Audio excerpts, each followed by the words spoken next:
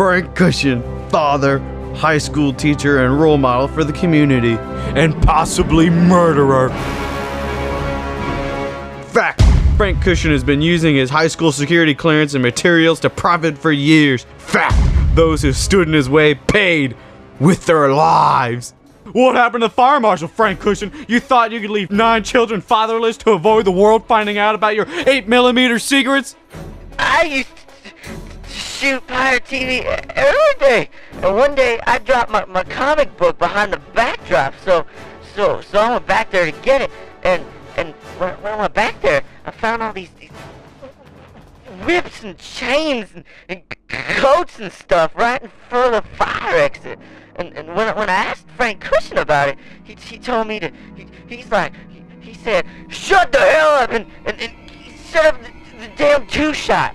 Couldn't let the world find out about your dark secrets, could you, Frank Cushing? All those times you talked about vacation after vacation after vacation. Where'd you get all the money for the rum and coke action you always bragged about? What kind of role model is that? And here's a testimony from someone who knows you better than anyone else, Frank Cushing, yourself. Some 9 years ago, I spent time with a woman I shouldn't have, and I paid her with a check. I wish I hadn't done that, and the truth is, I wish no one would ever know. Those are some pretty harsh words about your wife, Frank Cushing. You're gonna need a bigger boat. What's going on here, Frank Cushing? Footage from one of your highly lucrative high school snuff films? Did a real American hero die for this, Frank Cushing? Shark fetish films illegally duplicated with school property? Fact: Frank Cushing hates children. Fact: he purposely allowed his shark bondage equipment to be found so the fire marshal's 13 beautiful children could be made to suffer. Don't believe it? Here's some anonymous students talking about Frank Cushing and some of the dealings they had with the monster. I remember he came in one day completely drunk, turned off all the lights, put in some movie called The Matrix. He mumbled about how it was educational and how we could learn a few things from this movie.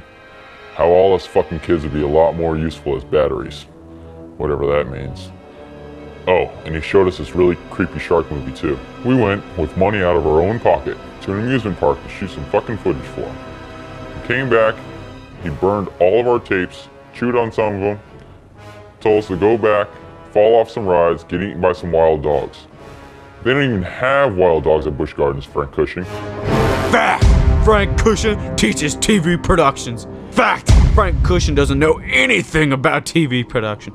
This guy shoots weddings. They don't show weddings on TV. And come on, iMovie? Yeah, J.J. Abrams is throwing all his footage into iMovie. Yeah, right after he throws it in the trash can. One time while we were live on the air, he ran into the studio and said, "This is horse shit.